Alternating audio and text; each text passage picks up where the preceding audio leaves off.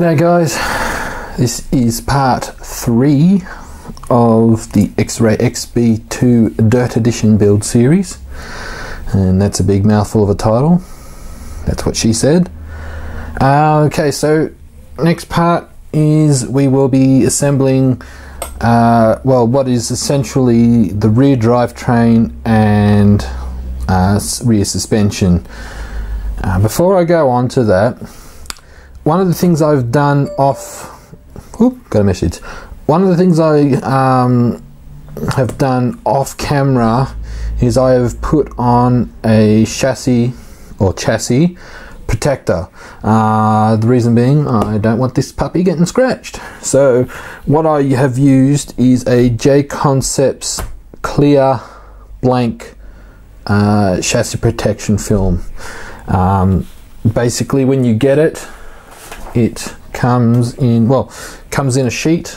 You can see it here, and it's a blank sheet, so it's not pre-cut out to a particular chassis, and you either draw out a template if you've already got a car built, or in this case, since the chassis is perfectly flat, I put the chassis on the film, drew an outline, and cut it out. Now, when I cut it out, if you're going to use one of these, I recommend that when you draw the outline, use that outline as a guide, and then have probably, I'm quoting in millimeters because Australia uses the metric system, use like a 2 or 3 millimeter leeway gap, so there's a bit of overhang, and then put your protector on, and then you'll have the overhang. Then with a hobby knife, just go around the edge and cut off the excess. Now, obviously, that leaves another issue. Well, it's not really an issue, but it's going to be something that will take some time. Is obviously it has gone over and covered all the holes for the screws to go in. However, what I've done, again with a hobby knife, is I've done a crisscross over through all the holes, so you just press the screw through, and it does in a way anchor the chassis protector on a bit better, and it's less likely to peel off. But yeah, I've done this off camera because it took me about 15 minutes. But yeah, so that's something I've done. I recommend you do it. And so yeah, you end up, so that's like the template there. If you can see here, you can see roughly the outline. You can see, oh, where's my finger? You can see that's how far away I cut from the outline. It's just so that make sure that you got it perfectly over the chassis. There's a bit of overhang, then you just cut away the excess. So, and keep the bit of offcut because they come in handy for other kits. So anyway, now that that's out of the way, we'll start with assembling the rear transmission and so forth. Now, what I'm going to have to do is basically, I'm going to break this up, this section, the rear drivetrain, into 2 parts. So part 4 will be the last bit of the rear suspension and drivetrain. So this section, what we will be doing is we will be putting on the suspension arms and the shock tower to the transmission, which is just out of view here. And yeah, it's going to be, this section is going to be pretty simple. And due to the magic of video editing, I'll be able to compress this video down a little bit. So what we'll need is our suspension arms. Take note too of their orientation,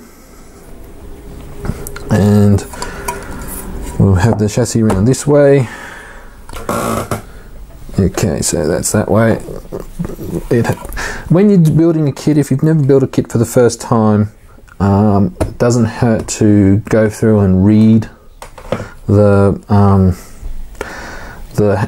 how to do things, just so you can familiarize yourself. So what we'll need too is our kingpin holders. Now these are hollow. Now also take note too of the markings. Here you see it says FR for front rear, so the front of the rear suspension, so that'll go sit there. And as always, X-ray, so the competition can see what's in front of them. That goes on the back there. So what we'll do now is we'll get some thread lock.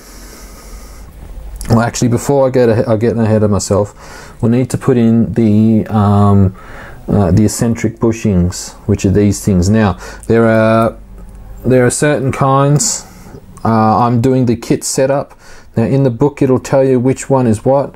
So the kit setup, you probably really can't see it in the light here, but they have dots on them, and some are down, some are to the side, and that's so you can change the suspension geometry. So I'm going to do it to the kit setup. So what we're going to do is shove them in.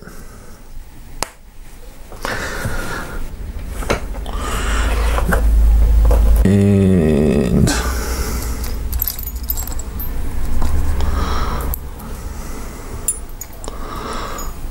we need the long ones. So what we'll do is we'll get our suspension arms, put them through. Now it'll probably be a little bit jerky because I'm editing bits out, so be prepared. I have warned you.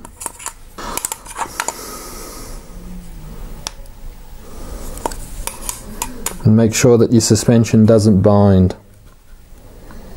Okay, so that's good. Alright, so now what we'll do is we'll get our necessary screws. 1, 2, 3, 4, 5. One more.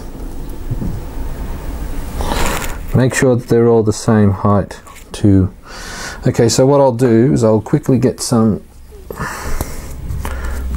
thread lock.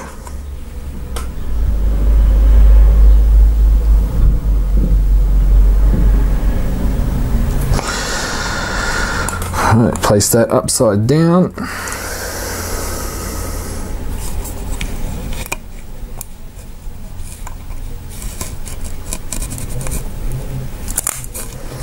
Press the screws through the holes.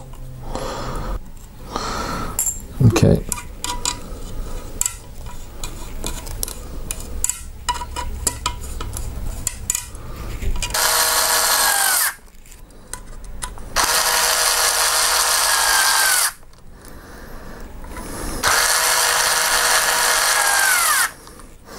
Alrighty.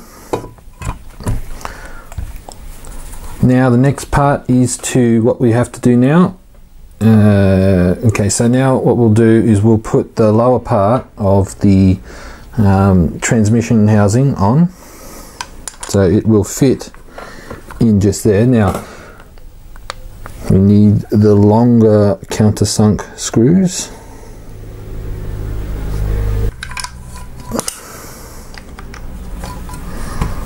Okay, so 2 screws to hold the bottom part of the diff housing on. So now it all makes sense.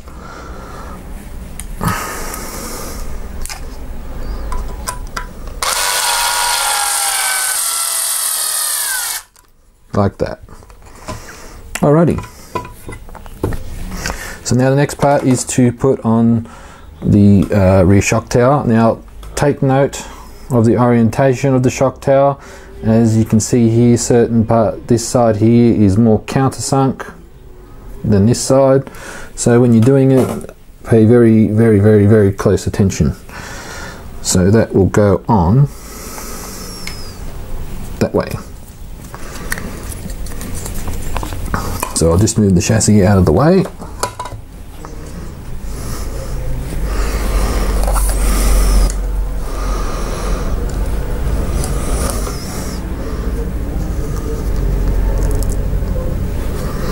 Make sure I got the right screws, otherwise you're screwed.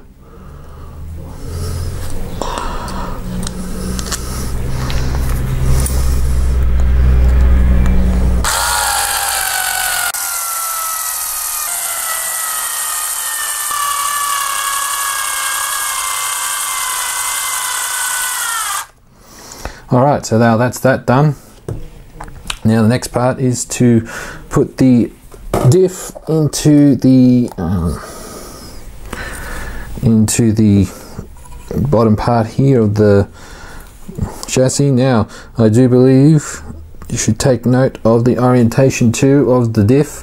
You will need to, because you'll need to tighten it. I will put, it doesn't actually say what side to put the diff on, but I generally have the tightening nut on the right hand side, so it goes in like that. Now we'll put our transmission on, make sure it's a nice snug fit. Now we'll put our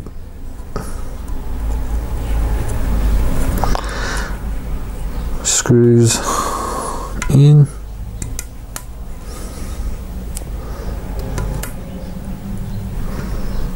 One more.